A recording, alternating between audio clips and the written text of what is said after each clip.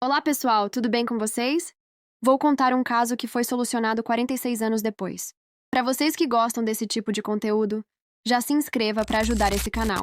Ative também o sininho, para quando eu postar vídeo novo, o YouTube possa notificar vocês. Me sigam também nas redes sociais, vou deixar os links na descrição. Então bora, que vou te contar mais um caso.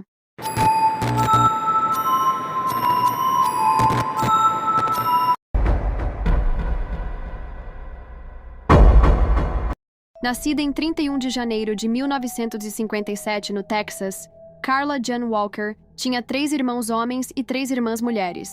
A família morava em Fort Worth, Texas. Durante a adolescência, Carla Walker era cheerleader, enquanto seu namorado, Rodney Roy McCoy, era zagueiro titular do time de futebol americano da escola. Os dois mantinham um ótimo relacionamento, nunca brigavam e estavam sempre juntos. Em 17 de fevereiro de 1974, Carla tinha 17 anos. Na companhia do namorado, a garota acabara de sair de um baile de dia dos namorados na Western Hills High School, onde estudavam. Ela usava um vestido de festa azul. O casal tinha jantado em um restaurante de frutos de mar e depois passado um tempo com outro casal de amigos antes de ir para uma pista de boliche, onde foram para usar o banheiro.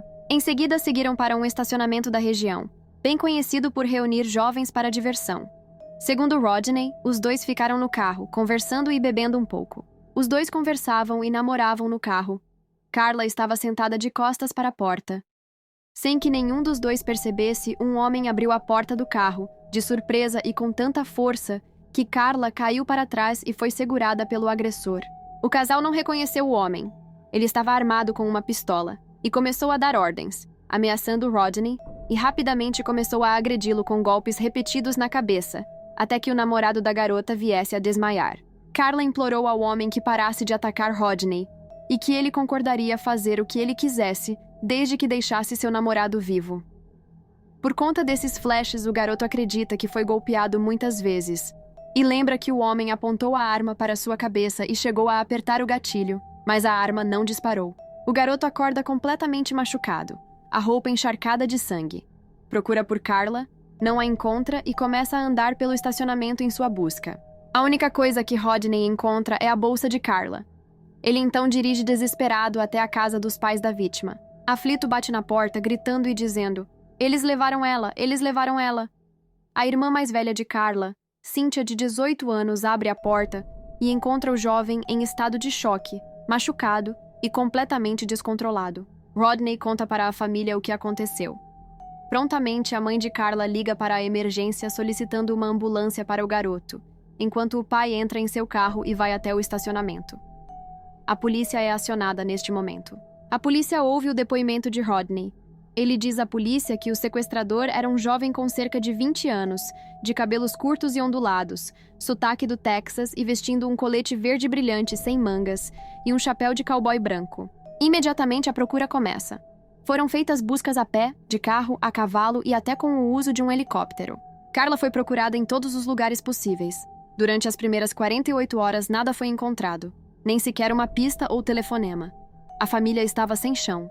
72 horas após o crime, em uma vala de drenagem aberta em uma rua perto do lago Benbrook, cerca de 30 quilômetros do local onde Carla estava, seu corpo foi encontrado. Parcialmente vestida, suas roupas tinham sido rasgadas, e os pais conseguiram identificar o corpo pelas joias espalhadas no local antes mesmo de verem o corpo. Semelhança com o caso Becky Martin. Um investigador chamado Gene Meter encontrou semelhanças entre os dois casos.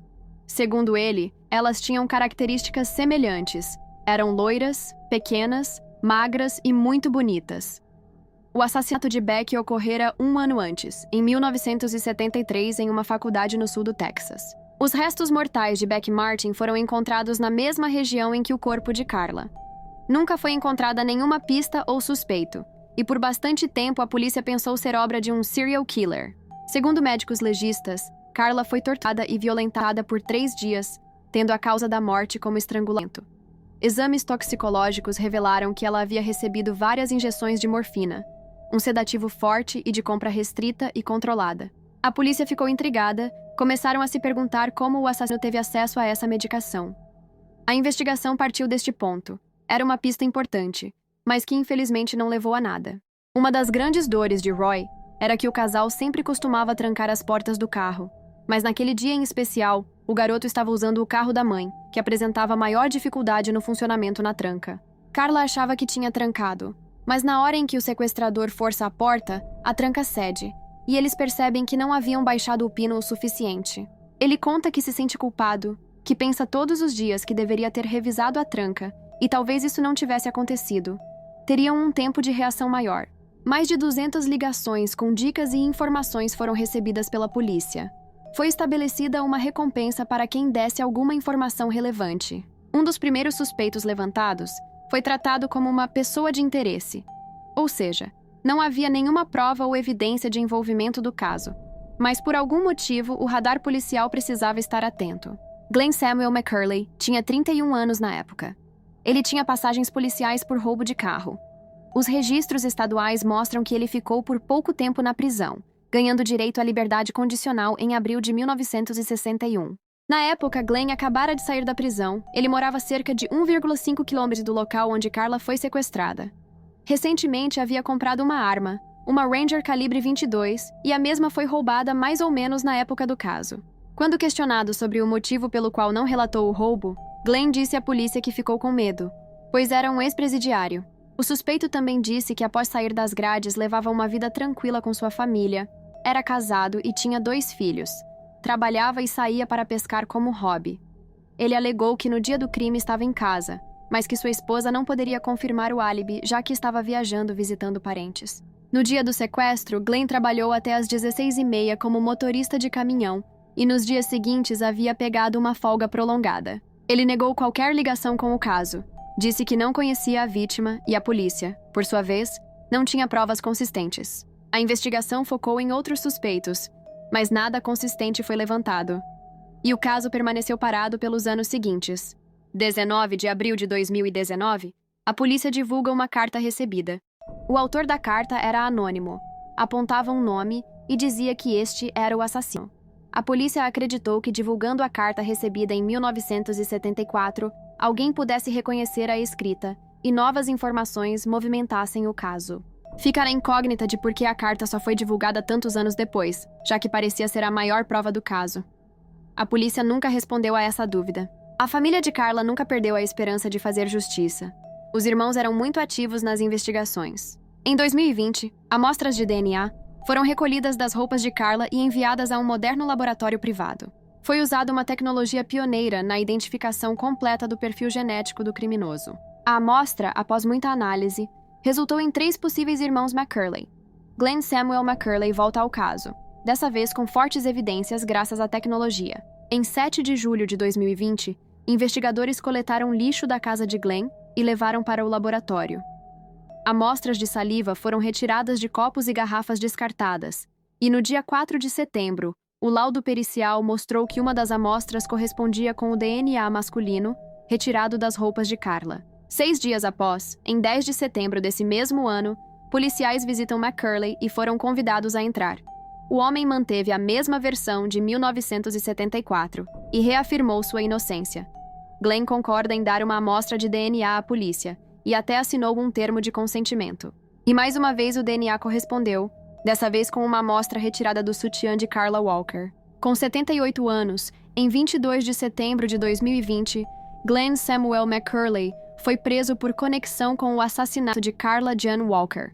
Foi detido e acusado de homicídio culposo com fiança de $100 mil.